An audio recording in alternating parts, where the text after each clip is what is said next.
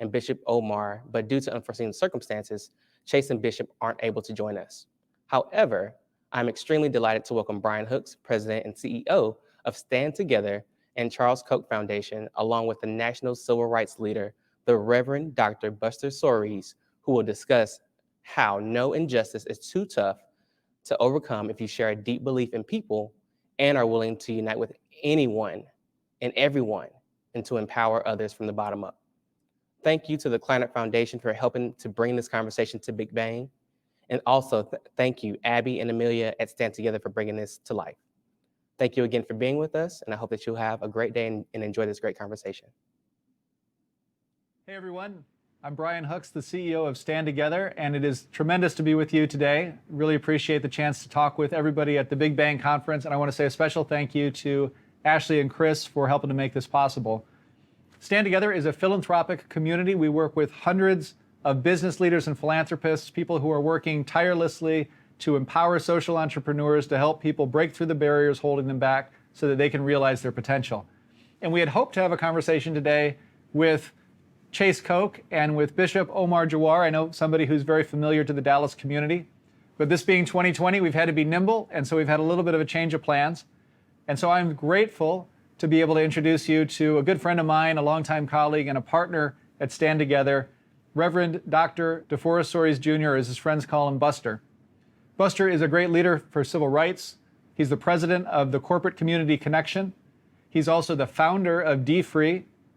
He's the former Secretary of State of the state of New Jersey, and he's a board member at the Stand Together Foundation. But probably the most important qualification that Buster has for this conference is he's somebody who Bishop Omar has said is his mentor and has worked with Omar now for the better part of the last couple of decades. So we're very fortunate to have you here with us today, Buster. Thanks for being here. Thank you, Brian. Let me congratulate you and Charles Koch on the Believe in People project that will be coming out now in a few days. First of all, the idea that you even had time to write a book with Charles Koch is just, it's mind-boggling. It took me 9 years to write one book. And but beyond that, this whole concept of believing in people and the tagline where you're talking about change and literally saving the country with solutions that are bottom-up solutions in what I think you describe as a top-down world. That's important. It's a great summary of the kind of work we do, and I think it's that philosophy that has caused us to have the kind of relationship we have and do the kind of projects that we're involved in. The stories that are in there are familiar to you because we've worked together on many of these projects. There's 3 key points that we try to make in the book. The first one is that the solutions to our country's problems are many and varied, but they're all going to have something in common, and that is they start with this deep belief in people. Right? This idea that everybody has a gift, and if we help them to realize that gift, we're all going to be better off. The second is what you said earlier, this notion that the solutions to our country's problems are going to be found within those who are closest to the problems. And as logical as it sounds when you say that, it's actually a pretty unique idea. It's not something you see all the time. And the third idea is this notion that those people who look for common ground, they tend to find it.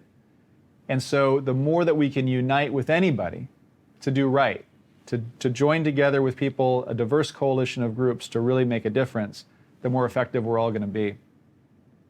I thought it was useful to point out that the people of Dallas are no strangers to those lessons, because we've learned a lot about what those lessons mean from great social entrepreneurs in Dallas. We've talked a little bit about Bishop Omar already, but also Chad Hauser, who I understand has been part of this conference already. You know, what Chad's doing through Cafe Momentum is, I think, an extraordinary example of those principles in action. You know, Chad sees the kids that he works with at Cafe Momentum as individuals with dignity who are full of potential, and then he helps those individuals see that within themselves, and then they pay it forward even further to the diners that come to Cafe Momentum to inspire them to think differently about people in similar situations. And so that's what we mean when we say bottom-up solutions, and the ability to bring more and more people together in order to drive progress forward, we think is the opportunity that comes out of a crisis like the COVID crisis that we're in right now. Well, let's kick things off really thinking about what's happening in our country today. It's 2020. It's almost all you need to say these days, given just how incredibly unpredictable and challenging this year has been. You and I have talked about this many times, and I think about the analogy of two tsunamis that have hit our country in completely unexpected, both in terms of the COVID crisis and the health and economic crisis that's come with that and that we're continue to endure.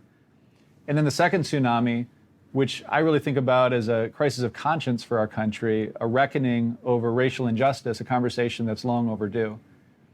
And the reason I think about these as tsunamis, I think it's an apt analogy, because when a tsunami hits, it does tremendous damage. And when the waves recede, our landscape doesn't look the same as it did before the storm came. And I think about our country in that respect. I wonder if you could just kick us off and how should we be thinking about the situation right now with that analogy in mind?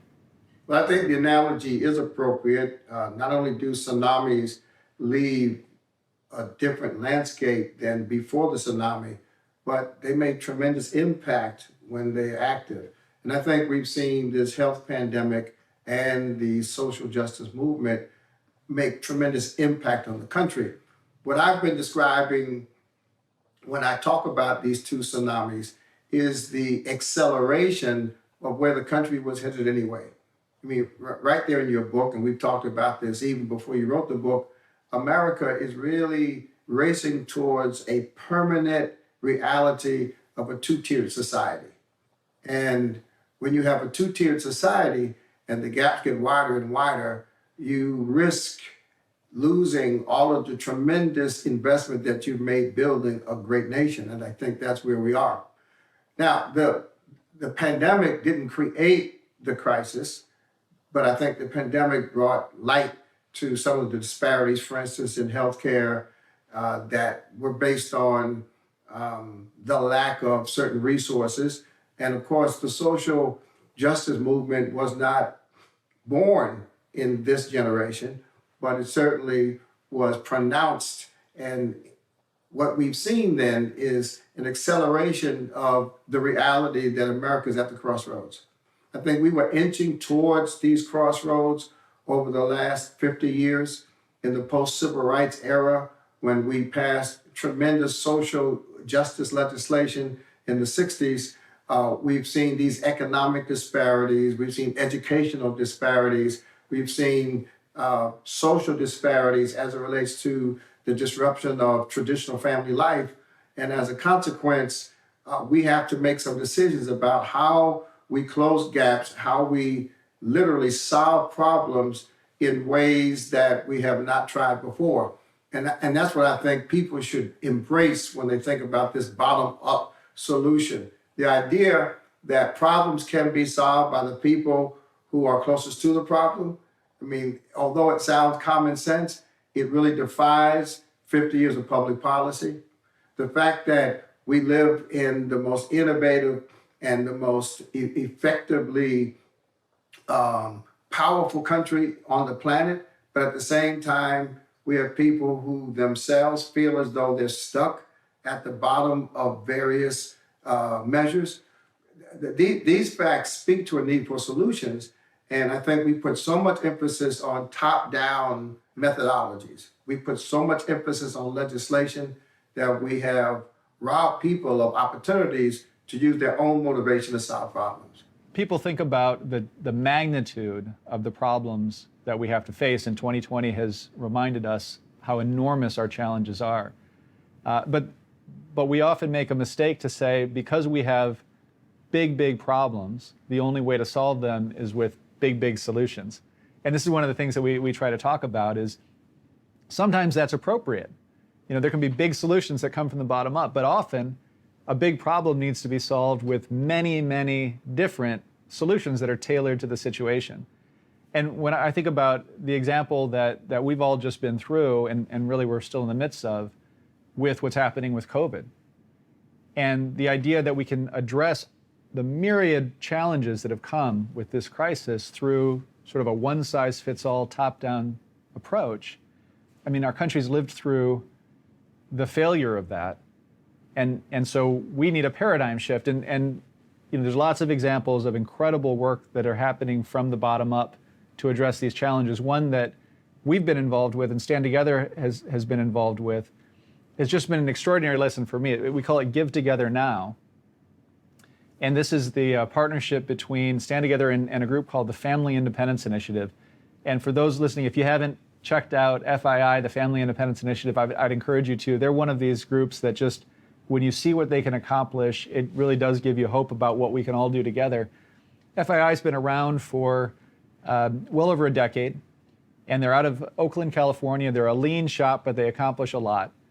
And prior to this pandemic, they were one of the most effective organizations that would come alongside people in poverty and help them to overcome the challenges that were keeping them in poverty. They'd emerged from poverty, but what was really important about what FII did is the families they worked with would stay out of poverty, which is the real challenge. And so the families that Family Independence Initiative worked with during the normal times, if they stuck with them for a couple of years, on average, they raised their income about 27%. They would double their savings. And as I say, they would have them on a trajectory to stay out of poverty. Phenomenal group. We're working with them to scale, and all of a sudden, COVID hits. And to give you a sense of the dynamism of a group like this, small little group out of Oakland, within about 9 days, based on the technology and the knowledge that they had built from doing what they do, in partnership with us, they launched Give Together Now, which was an effort to recognize that people who overnight had lost their jobs because the economies were shutting down in response to this health crisis, they lost their jobs through no fault of their own, and all of a sudden their life had changed. And the thing that they needed most in order to be able to take a breath and try to figure out what they could do next, the thing that they needed most was some cash assistance. And so Family Independence Initiative overnight built a platform to get this cash assistance to those people that were hurt by COVID. When we started this off, we thought if we could help about 20,000 families to get about $500 each, so raise about $10 million from people all across the country through this technology platform, that we could help to inspire others to do similar efforts, and we could make a real difference in people's lives.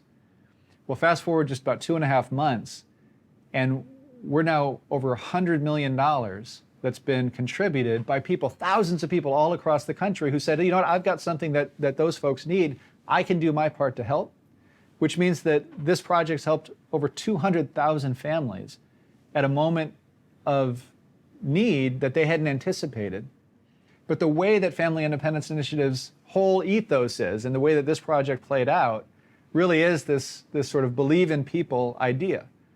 They're not telling them what to do with the money, right? They're not presuming that they know best for what these people who are all of a sudden struggling need in order to help lift their families up and move forward. They're trusting folks to make good decisions, and they're empowering them from the bottom up. So just one example, and it's certainly not the only thing that's needed in order to address the crisis, but to me, that's an example of a solution that, when paired with many, many others, really can rise to the challenge of meeting a crisis even as great as COVID. The other aspect of that, which made it so strong, was that the way the families were identified that had the need were through local organizations who often understood who they were and what their need was because of their relationship. And so this was, in large measure, a relationship-driven model, not based on some solution that a large foundation had created by PhDs in a think tank. But this was real people to people, and people were able to identify quickly because they're on the ground every day doing the work, touching lives. That's exactly right. And so the first call that we got was from Jesus Herrera, who leads Family Independence Initiative. The second call, quite literally, was to Bishop Omar. And we said, because he's a great advisor, he's a partner of ours, and we said, hey, what do you think about this? Because the challenge is, as you say, we've got to be able to identify families who can benefit from this program fast, because that's the whole point. It's a fast crisis. They need a fast solution. And Omar, he said, we know those folks. Urban Specialists is in those communities when it comes to Dallas, and there are about 200 other organizations that Stand Together supports in different communities all over the country who had similar relationships. And that's exactly right. So Family Independence Initiative Get Together Now relied on those dispersed networks that all of these groups had built within their communities to make sure that the right people got the assistance that they needed. I mentioned 2 tsunamis. We talked a little bit about the first. The second tsunami, as I see it, is this, as I said, this crisis of conscience, this reckoning that the injustice that exists in our country remains and requires a serious attention in order to move forward. Buster, I think we're very lucky to have you to counsel us on this issue, because you've been on the front lines fighting for justice for your entire career. And so you've seen what's worked, and you've seen missed opportunities to make progress.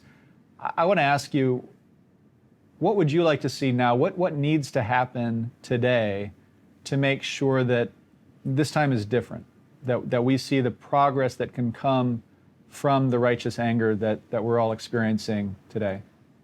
When we look back at America, what we see on the one hand is a country that has perfected the art of self-correction. And so when you look at some of the most drastic examples of injustice, when you look at some of the most flagrant mistakes that a society can make, not allowing people from Africa to become full citizens, not allowing women to vote. These are some of the most flagrant gaps between the promise of America, where all of us are created equal and have this right to pursuit of happiness, and the realities that many people suffer. But we fixed it ourselves. We are the shining star of a society that self-corrects. We didn't have to be invaded from another country. We didn't have to be regulated by outside forces.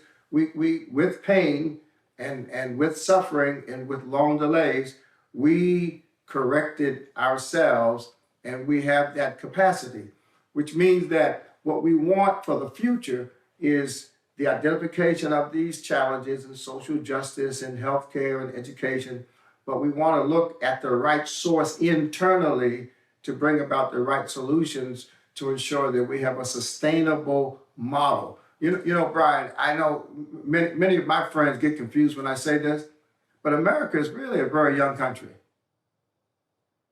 We are not Greece, we are not Egypt, we are a young country, and we're still working through some of the issues that the vision of the founders described in writing, but the application of the generations have had to work through and evolve. I think that's such an important point, Buster. What we talk about in the book is this idea of a North Star.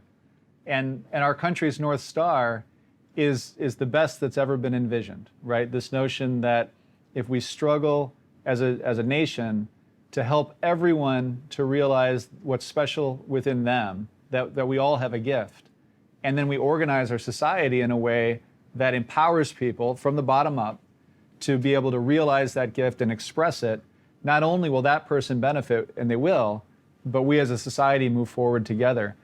But, and it's a big but, as you say, and as we write about in the book, we've never lived up to that ideal. I mean, that's sort of the metaphor of a North Star. You never reach that North Star, but the more that you struggle to get there, the more progress that you make as a person and as a country. And there's no doubt that we are still struggling as a country to get there. But we have our guide. We know where we're going. Brian, what I've seen in my adult life is on the first level, confrontation, where people from opposite sides confront each other towards hopefully some resolution. Then I've seen efforts for collaboration, where people are kind of pulled together into collaborative efforts without establishing some foundational principles or what you would call a North Star. What I see now is a conversation. When Omar started this Heal America, it was really called course correction. Okay. The idea of correcting a course was to pull people out of their comfort zones and out of their natural habitats to listen to each other. Conversation is both listening and speaking. I want to ask you to talk a little bit more about this experience of Heal America, because for me, it's been such a learning experience. And again, this is something that Bishop Omar created, and we've been so fortunate to be able to come alongside him and participate. But he started off in Dallas, and it was very much an experiment, right? Is there something that we can do by bringing people of very diverse perspectives together to have very real conversations about their experience with race and racism? But then, of course, he's Omar, and so he's not going to leave it there. He wants to move it to, okay, so what are we going to do about it? Not tomorrow, but right now. And once we did that in Dallas, I think we all took a step back. I remember seeing it for the first time and just thinking, this is important. What he's doing is important. I'm not exactly sure what it's going to turn into, but we need to do more of this. And then now we've been to Minneapolis and Chicago, and we're just in Mississippi, and we've got more and more cities, I think, on the list. But what is it about the conversations that are happening, not just at the event itself, but in the lead up in the communities, and then in the follow up when we're talking to people about what can be done, that gives you optimism or hope that there's something here that can really kind of lift people up towards solutions? Yeah, I think history has done somewhat of a disservice to Martin Luther King Jr. because history describes him primarily as a protester and a preacher. And of course, he was a great preacher. I'm a preacher and he's a role model. And he led many protests. But beyond preaching and protesting, Dr. King's understanding of nonviolence was that it was more of a process, and it included principles. And if we only see Dr. King on stage preaching, or only see him in blue jeans marching, we miss the 6 principles of nonviolence, one of which was reconciliation. So this whole idea that we fix problems and then go back to our separate corners was not his vision. His vision was that we would look at our weaknesses, identify our problems, we would fix the problems together and then stay together. That we would rise above our past and march forward together into a future. And that's why I'm so proud of Bishop Omar and his vision for Heal America, because the healing of the divide, the coming together around the most significant breaches we've had, and the most significant breach has been race. I mean, America's, as described by many, original sin was slavery. In your book, you talk about the inhumanity of slavery and how it stifled the very humanity of people who otherwise could fulfill their natural potential. And Dr. King's vision and the vision of Heal America is that we figure out a way to not only solve the problem, but then join hands, join hearts, become what humans were really designed to be, and that is to live in family and community. And so it's very important that the principle of reconciliation be a part of the Martin Luther King legacy, because when we understand King that way, then we can embrace this idea that we should go across the border, across the tracks. We should break down these historic barriers and look for solutions together. What's been most striking to me has been the willingness of people who maybe even come into that conversation pretty convinced that they're not going to see anything in people who have a difference of opinion, how quickly the conversation becomes open. And maybe don't change people's minds completely, but I think everybody walks away having learned something and feeling like there's a whole lot more common ground in terms of solutions than they thought when they came in. So to me, we're very just appreciative of the opportunity to be a part of this effort, and I do think it's something that we will continue to focus on in a big way going forward. When I talked to Omar about Heal America, one of the things that he's been just crystal clear with me on is, hey, look, we got to have a conversation about the problem, because we got to make sure everybody understands there's a problem. But if we leave it there, we're doing everybody a disservice. So we got to be solutions, solutions, solutions. And some of the solutions that we're working on at Stand Together to come out of this effort of Heal America have to do with policing, for sure. There's a major need for reform in the police community, and some of the people who will tell you that as much as anybody are police themselves. Another one is education. Looking at the disparities within our K through 12 system, for instance, you can't look at that and say things are okay. And so just last week, Stand Together, we hosted an event with the LeBron James Family Foundation called The Huddle to really dig into where are the opportunities to remove barriers that are holding kids back in schools so that we can make sure that everybody's got the opportunity to express themselves, realize their potential going forward. I think there's a lot of momentum behind that effort as well. We're looking at specific areas of public policy like the war on drugs, which was a failure from the beginning, and as we know, has an incredibly an extreme disproportionate impact on communities of color.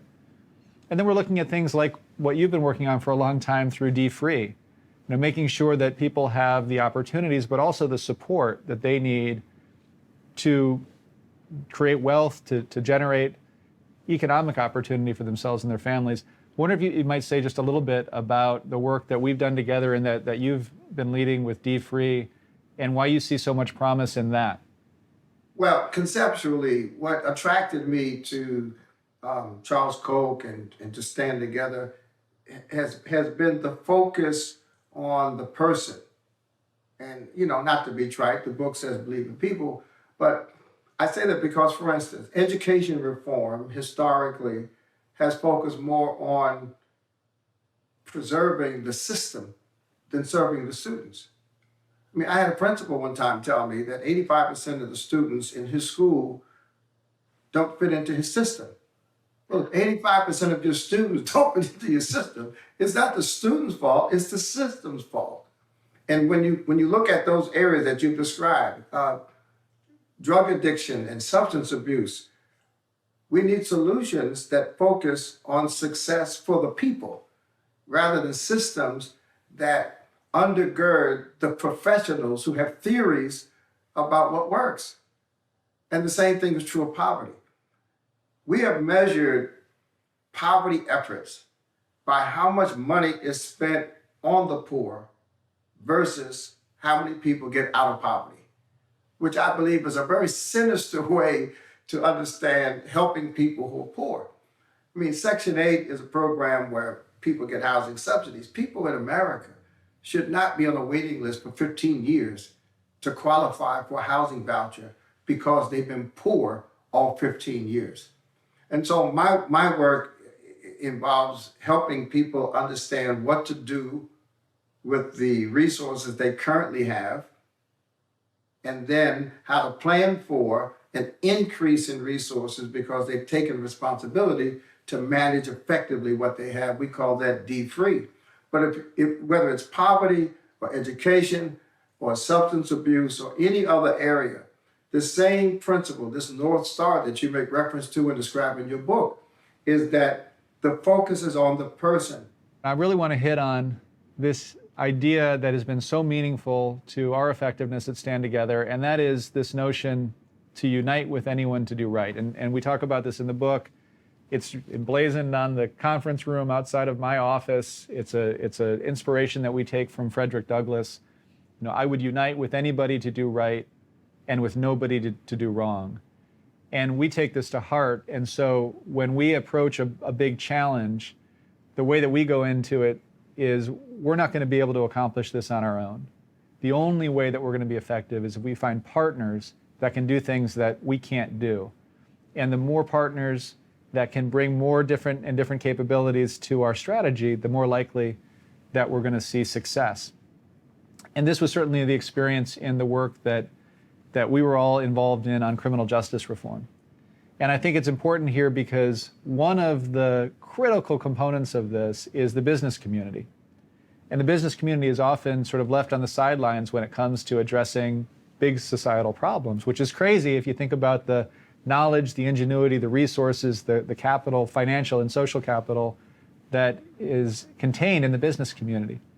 So when people look at criminal justice reform, they often look at it as a problem of public policy, which it is, but it's not just that. So you change the laws, which you've got to do, and we've been involved with a very diverse coalition of organizations, span the ideological spectrum, they span the political spectrum, come from different backgrounds, different places.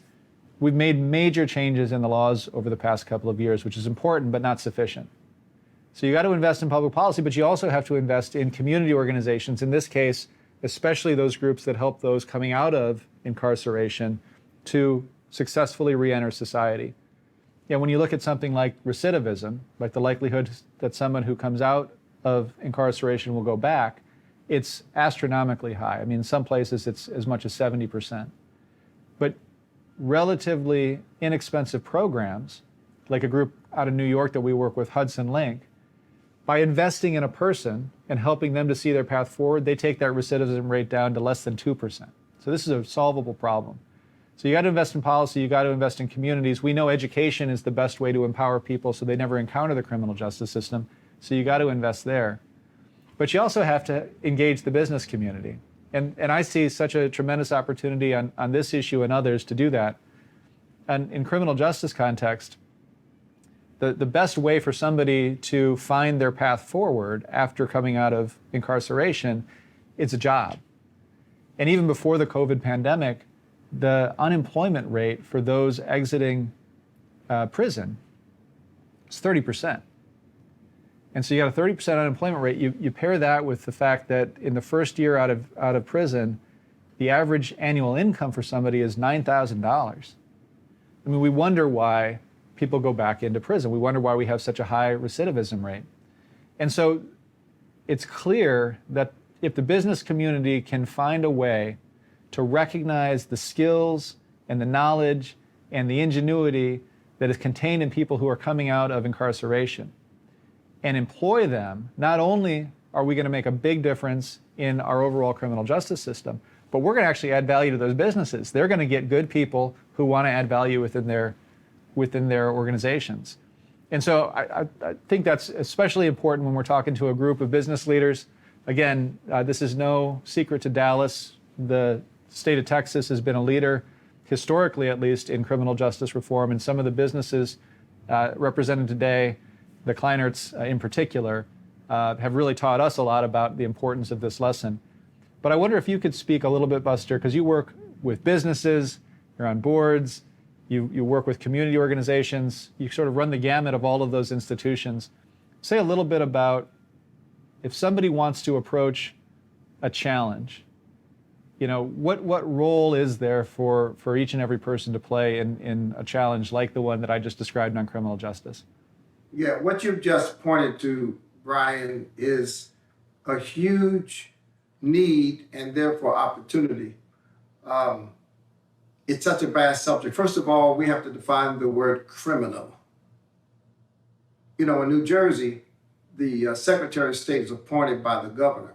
So I was appointed by the governor of New Jersey to be the 30th Secretary of State. And when she called me, I said to the governor, I have a criminal record. And she said, well, let's talk about that. And I had 2 misdemeanors on my record. One, I was 19 years old. And she said to me, if everybody with that background was disqualified from being a state government, we'd have to send half the people home. But it was a criminal record. We have people with felony records who had minor infractions that were nonviolent, and they can't get an apartment, they can't work in schools, and they're denied opportunities for the rest of their lives. And so I think that area is so critical, because if we focus on the very embarrassing failure of corrections in America, of course it's a misnomer, and look at the fact that most people in jail will come out of jail. Most people in prison will come out of prison.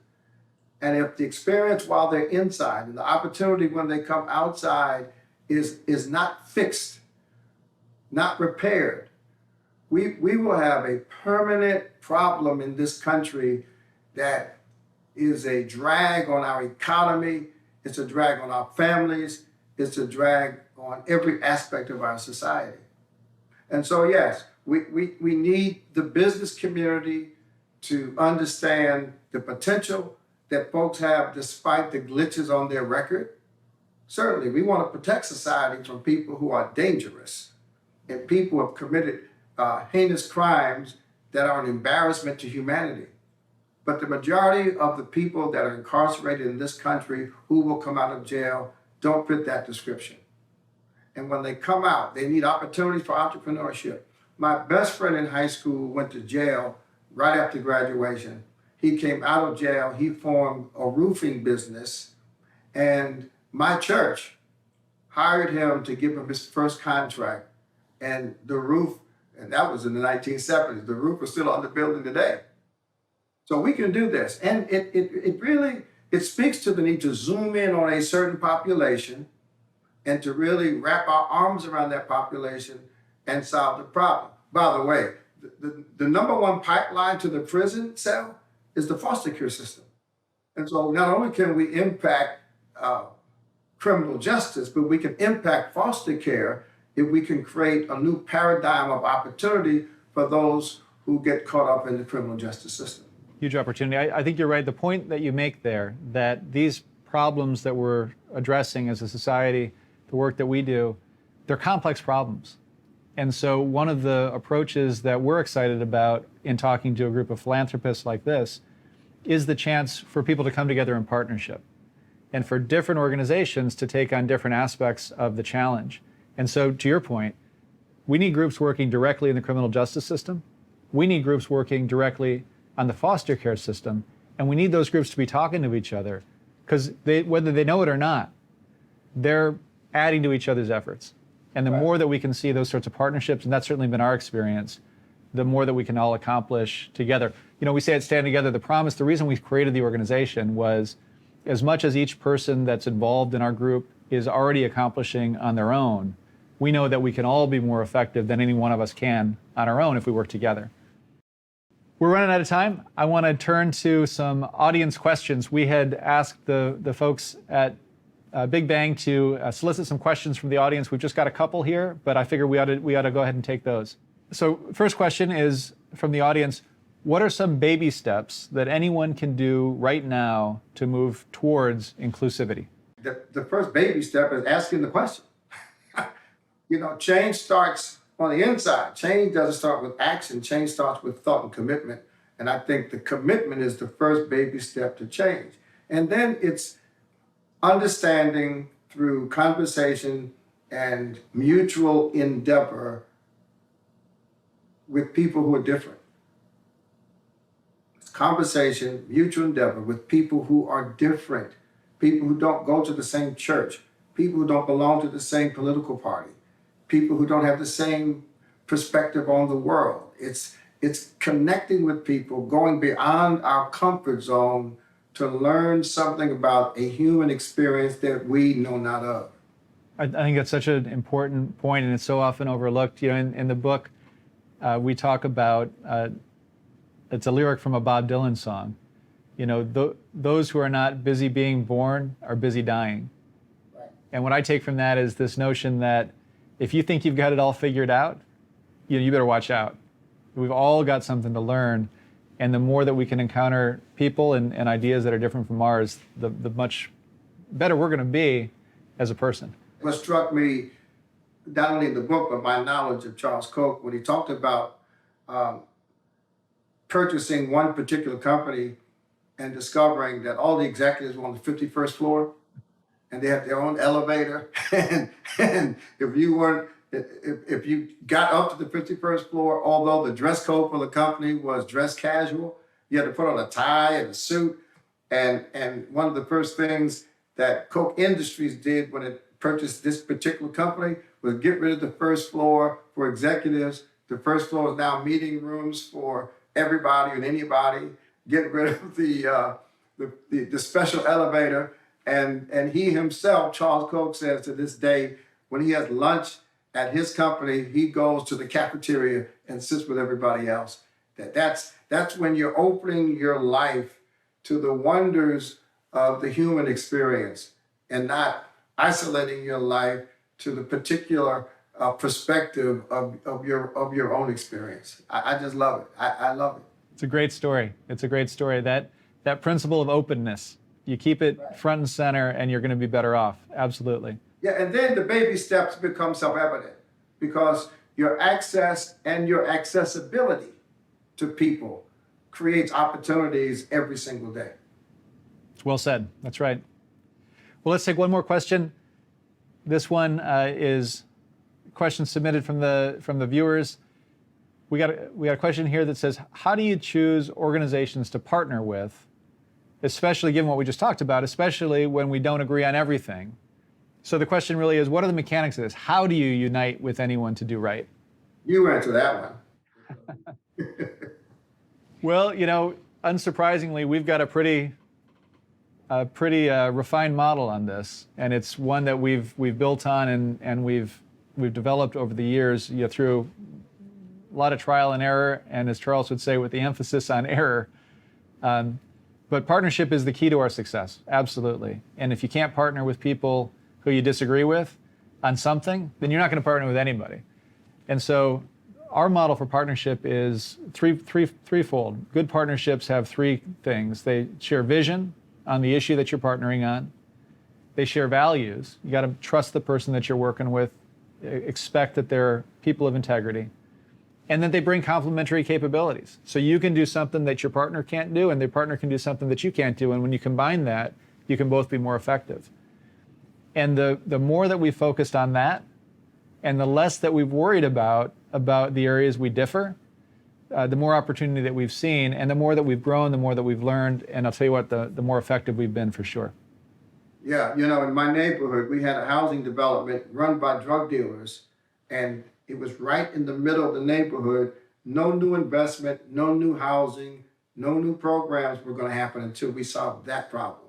The only partner we could find to help us were the Black Muslims. And the only thing the Black Muslims and First Baptist Church agreed on was getting rid of the drug dealers and that housing development. And we partnered on that, and we accomplished that, and we respect each other's right to disagree on everything else. But that partnership was effective. We got rid of the drug dealers. It's now a gated community for new homeowners, and the Black Muslims take credit for it, and we take credit for it. And that partnership, it was born, and it ended around that one project.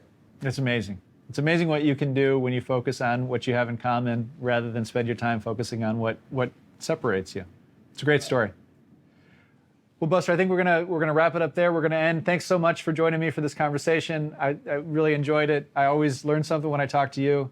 I want to thank the conference, bigBANG, the sponsors, the folks in the audience. I especially want to thank the business leaders, the philanthropists that take the time to be part of this conference, both for what you've done for this country, but all that you will continue to do, especially in a time where we really need some good ideas and we need some partnerships and some good efforts to move forward.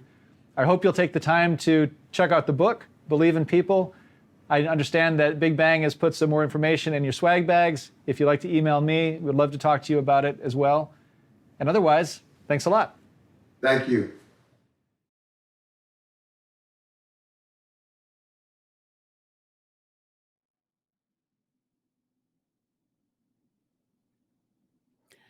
Good afternoon. Here we are at the end of bigBANG Day 4. It is hard to believe that our week has gone by so quickly, with just one more day left to go.